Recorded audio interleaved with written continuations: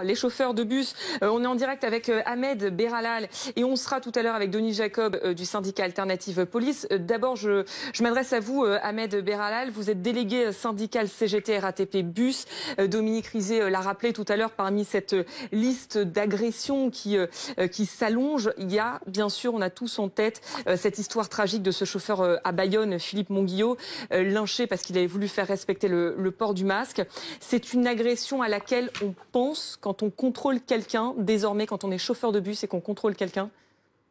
Oui, c'est déjà une pensée pour cette personne qui est décédée, pour l'infirmière aussi qui s'est fait agresser. Il faut savoir que dans un bus, aujourd'hui, le conducteur, il est seul dans son bus, ça doit faire respecter que les gens mettent leur masque.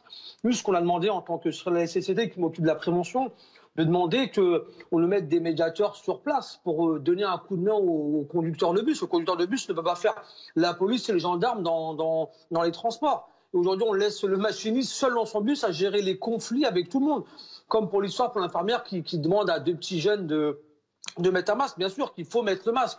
Si on avait des médiateurs ou des gens de la RATP qui étaient sur place dans les bus pour distribuer des masques à ces petits jeunes qui n'avaient pas de masque et leur dire « les gars, il faut mettre le masque, on ne peut pas agresser les gens comme ça », mais peut-être qu'on pourrait déjà limiter les agressions. Mais la RATP, elle compte pas nous donner un coup de main et le chauffeur aujourd'hui, concrètement, ça veut dire aujourd'hui, quand vous êtes dans votre bus, quand vous conduisez votre bus, à la fois vous devez surveiller que les passagers aient bien leur ticket et en même temps on vous a demandé en plus de veiller à ce qu'ils aient un masque sans avoir de médiateur, sans avoir d'agent de sécurité, sans personne. C'est à vous que revient la responsabilité de faire ça.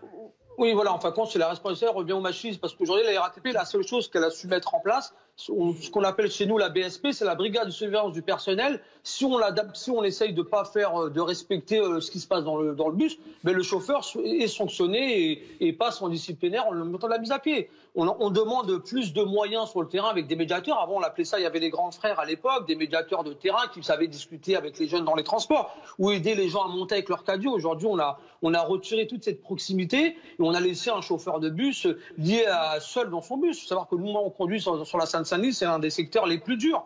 Et on aurait pu embaucher des petits jeunes de quartier qui faisaient avant les grands frères, les médiateurs, et qui arrivaient à régler beaucoup de conflits dans les bus. Aujourd'hui, on a fait disparaître tout ça et le chauffeur se démerde tout seul dans son bus. Et vous notez, vous, clairement, depuis l'obligation du port du masque, qu'il y a vraiment une montée des tensions, parce qu'on sait déjà que chauffeur de bus, vous êtes déjà confronté aux incivilités, c'est ce que vous disiez, selon certaines zones, ça peut être parfois très compliqué d'exercer les contrôles. Mais là, avec le port du masque, vous avez noté qu'il y a une nette augmentation des agressions, des insultes, des incivilités? Oui, après, il faut savoir qu'aujourd'hui, sur la Seine-Saint-Denis, c'est là où il y a le moins de bus. C'est-à-dire que les gens, ils sont déjà compressés avec un masque où il fait des 40 degrés en canicule. Les gens sont compressés. Ça veut dire, bon, il y en a qui mettent le masque, il y en a qui le mettent pas. Bon, après, ça fait beaucoup de tension dans le bus parce qu'il faut savoir qu'au début, la RATP nous avait dit que le masque n'était pas obligatoire. Du jour au lendemain, le gouvernement dit qu'il est obligatoire. Après, on sait même plus sur quel pied jongler. Un jour, c'est obligatoire. Au lieu de nous dire que la France n'avait pas de masque à donner aux chauffeurs de bus et à tout le monde, elle nous sort, oui, c'est pas obligatoire. Bon, on roule. Et un jour, on nous dit, maintenant, il faut mettre le masque. Après, ça met plein de tensions entre les chauffeurs et les gens dans le bus. C'est pour ça que les gens ne veulent pas respecter. On ne sait plus qui croire. Le gouvernement, les RATP, on croit qui?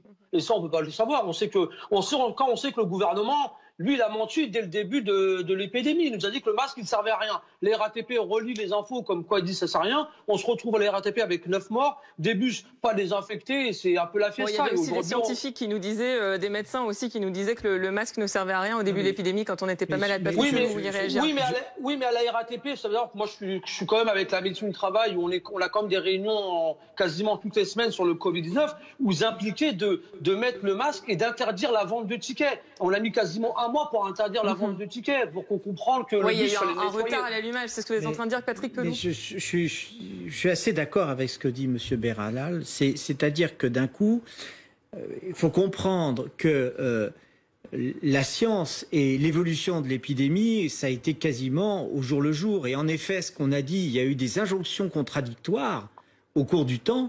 Après, je pense que la gratuité des masques aussi, il faut savoir qu'il y aura la rentrée d'école, parce qu'on avait dit que les enfants ne mettaient pas de masque. Aujourd'hui, on dit que les enfants doivent mettre des masques.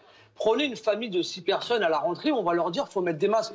Mais le masque, il a un coût, c'est pas gratuit. C'est-à-dire qu'il faudra envoyer les enfants à l'école, plus les affaires d'école achetées, plus les masques. Il faut savoir qu'il faut 2-3 masques par jour pour un enfant. Si on a une famille de 6 ou 7 personnes, c'est un coût énorme.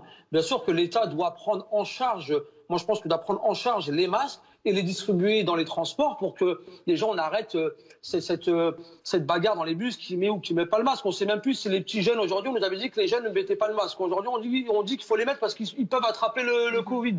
Un jour, on dit qu'ils peuvent pas l'attraper, un jour qu'on lui dit qu'ils peuvent l'attraper, on sait même plus. La communication, elle est mauvaise du gouvernement.